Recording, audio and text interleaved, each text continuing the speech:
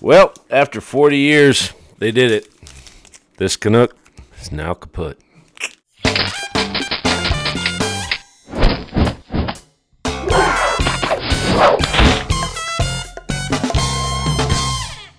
And welcome back to the Comconocave. I am your host, the Comconocalst, and today we are going to be talking about the Death of Wolverine comic book series. Looks like this. Now, just to give you a heads up, the Death of Wolverine, there are going to be spoilers.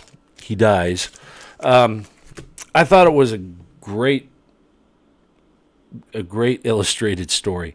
The storyline itself, I thought, had a lot to be desired. Considering he is one of the biggest names for Marvel to have ever generated, the story really left a lot to be desired. But because of the artwork, I think it made up for its lack of substance. Wolverine is, like I said, he's been around for 40 years. He was introduced back in 1974 in the Incredible Hulk issue 180. It was a small cameo, but the following issue 181, was his first full appearance. And ever since then, he has been taking Marvel by storm. He is one of the most popular, if not the most popular Marvel character that they have. The fact that they killed him, I thought, was incredible. Very gutsy. As long as you keep him dead. Don't do this, Death of Superman or, Mr. Johnny, whatever his name, Storm. I mean, keep him dead. You got to make it worthwhile, at least make it, honorable. His real name was John Howlett. He was actually, his whole origin was introduced about 10 years ago or so in, Wolverine Origins. And he has had an interesting history. His first actual solo appearance as far as a comic book title was back in 1982 as a 4-issue limited series. I wish I had one to show you because that is hallowed work. My friend David Balin, he has one, and I'm very jealous. I wish I still had one. But back in 88, he came out with his own monthly series, Wolverine. This is the first issue. Very happy to keep this one. Wish I had the other one, but I don't. He has gone through a lot of changes over the years. He has an adamantium-coated skeleton, and they explain how that came to be in Marvel Comics Presents Weapon X.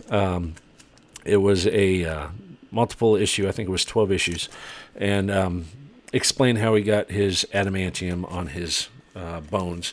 And the reason why I bring this up is because in the Death of Wolverine, he loses his superhuman healing factor, and because of that, he can't obviously regenerate, and a lot of his enemies are coming out to try and take him out. But there is a bounty on his head that has been posted by Dr. Cornelius, who is the guy that was involved with the whole bonding of the metal to his bones. And the reason why he's trying to get him alive is because he wants to figure out his superhuman healing so he can duplicate it and give it to new test subjects.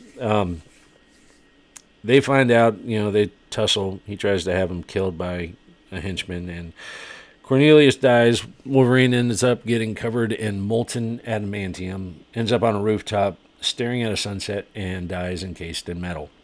Like I said, I wish I was making this up. The storyline was not that good.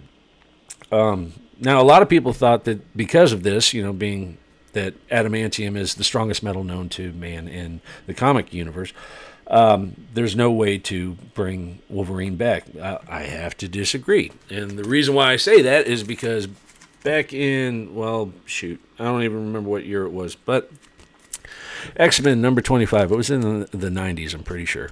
This is when Magneto ripped the adamantium off of Wolverine's bones.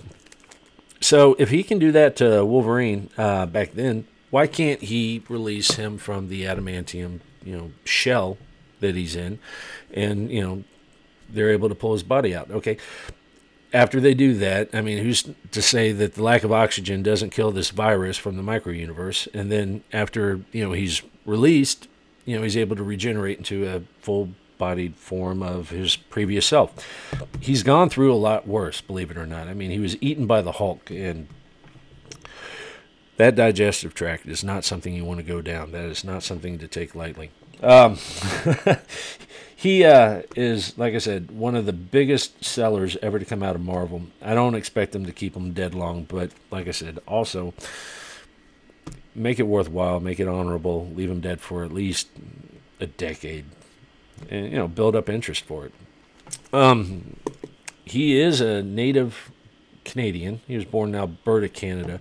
The reason why I bring that up is because there is a town, Edmonton, their city hall is wanting to erect a Wolverine statue in his honor, which wouldn't be the first time that a fictional character got his own statue. I mean, we've got one for Superman. There's one for Rocky Balboa. Look, if they're going to give Rocky one, they got to give Wolverine one. This guy named Andrew Knack, he's a city council member. He said when he first saw the petition for this, he thought it was a joke. He laughed, but then he's like, why not? This is a good idea. So they are trying to raise funds to have this statue created for Wolverine. It's not going to be taxpayer funded. It's all donations. And I hope to God that they actually get this taken care of. I would love to see a statue of Wolverine. I think it's well deserved.